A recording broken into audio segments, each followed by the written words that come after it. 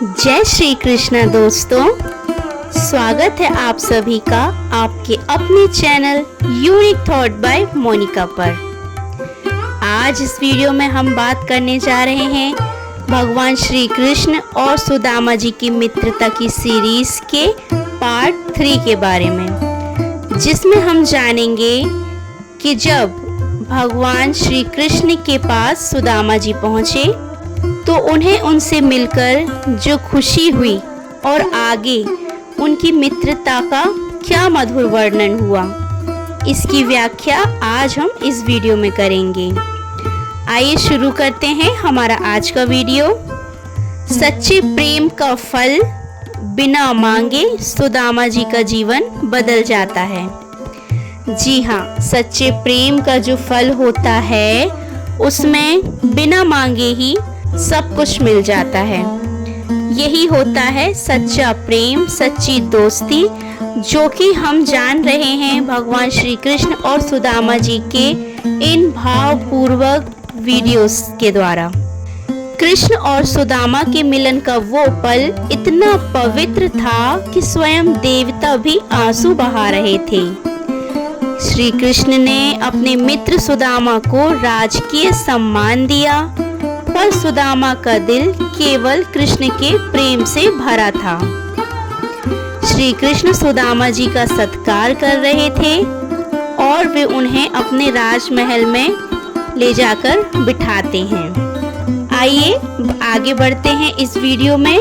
इससे पहले अगर आप मेरे इस चैनल पर पहली बार आए हैं तो इसे सब्सक्राइब कर लीजिए और बेल आइकन को हिट करना ना भूलिए, ताकि मेरी सारी अपडेट्स आप तक सबसे पहले पहुंचें।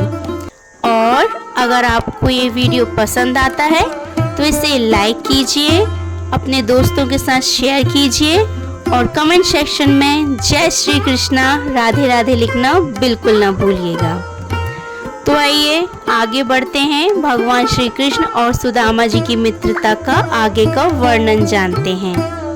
जब भगवान श्री कृष्ण सुदामा जी को अपने राजमहल में बिठाते हैं, तब कृष्ण ने अपने हाथों से सुदामा को भोजन कराया। ना कोई औपचारिकता थी, ना ही कोई संकोच था, सिर्फ मित्रता का गहरा सागर लहरें मार रहा था। भगवान श्री कृष्ण मुस्कुराते हुए बोले, मित्र तू थक गया होगा, पहले विश्राम कर ले, फिर हम जी भर के बातें करेंगे। रात का समय था। सुदामा जी एक सुंदर शयन कक्ष में आराम कर रहे थे। सुदामा के मन में द्वंद्व था, क्या कृष्ण से सहायता मांगूं, पर कैसे मांगूं? मेरा तो उनसे प्रेम का रिश्ता है, कोई व्यापार नहीं। सुदामा जी अगले दिन बिना कुछ मांगे विदा लेने आते हैं और भगवान कृष्ण से कहते हैं कि कृष्ण अब मुझे लौटना होगा।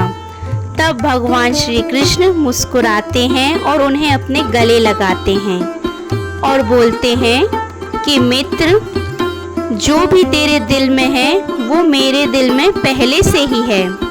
कृष्ण मुस्कुराते हैं और सुदामा जी को विदा करते हैं। सुदामा भावुक हो गए, फिर भी उन्होंने कुछ नहीं मांगा। खाली हाथ आए थे, खाली हाथ लौटे, पर दिल में अपार प्रेम लेकर। सुदामा जी अपने गांव वापस लौटते हैं, रास्ते भर कृष्ण का स्मरण करते रहते हैं। सुदामा जी सोचते रहे, कृष्ण से कुछ भी ना मांगकर मैंने गलती तो नहीं की, मेरे बच्चों का पेट कैसे भरेगा? यही सोचते सोचते सुदामा जी अपने गांव पहुंच जाते हैं। पर जब सुदामा अपने गांव पहुंचते हैं तो वहां का नज़ारा देखकर उनकी आंखें फटी की फटी रह जाती हैं। जहां पहले टूटी झोपड़ी थी, अब वहां भव्य महल खड़े थे। जहां भूख और पीड़ा थी, अब वहां सुख, समृद्धि और आनंद था। सुदामा की पत्नी और बच्चे सुंदर वस्त्रों में प्रसन्न चेहरे के साथ सुदामा जी का स्वागत करते हैं। सुदामा समझ गए यह कृष्ण की लीला थी। प्रेम से की गई भक्ति का फल भगवान स्वयं अपने हाथों से देते हैं, बिना मांगे, बिना कहे। सच्चे भाव को देखकर। सुदामा आकाश की ओर देखते हैं, हाथ जोड़ते हैं और उनकी आंखों से आंसू बहते हैं और वे कहते हैं, हे कृष्ण, तूने मेरी झोली प्रेम से भर दी। मैंने तो केवल तुझे याद किया था, तूने तो मेरा पूरा जीवन ही संवार दिया। कृष्ण और सुदामा की मित्रता आज भी संसार में प्रेम, विश्वास और सच्ची भक्ति का सबसे बड़ा उदाहरण है। कभी किसी सच्चे प्रेम में अपेक्षा नहीं होती। जहाँ केवल समर्पण होता है वहाँ भगवान भी झुक जाते हैं, क्योंकि प्रेम सबसे बड़ी शक्ति है। सुदामा जी के जीवन में अब किसी भी वस्तु की कमी नहीं थी। धन था, वैभव था, सुख था और उनका हृदय अब भी केवल कृष्ण में ही रमा था। उन्होंने भव्यता को अपनाया नहीं, बल्कि उसे भी कृष्ण का प्रसाद मानकर ग्रहण किया। सुदामा जी जानते थे वास्तविक धन दौलत कृष्ण का प्रेम है। वह प्रेम जो न बिकता है न झुकता है, बस बहता है निस्वार्थ। सुदामा जी अपने परिवार के साथ संतोष पूर्वक जीवन बिताते हुए रहने लगे और सुदामा जी मुस्कुराते हुए अब अपने बच्चों को भी कृष्ण की लीलाएं सुनाते, अपने जीवन के अनुभव से सिखाते कि दुनिया की सबसे बड़ी दौलत है प्रेम और भक्ति। रात का समय था, खुले आकाश के नीचे सुदामा जी आकाश की ओर देख रहे थे और उनकी आंखों में न कोई लालच था न कोई इच्छा, केवल एक गहरी कृतज्ञता थी। हर धड़कन में कृष्ण का नाम था, हर सांस में कृष्ण का स्मरण था। सुदामा जी जान चुके थे जिसके पास कृष्ण का प्रेम हो उसे संसार की कोई भी वस्तु छोटा या बड़ा नहीं कर सकती।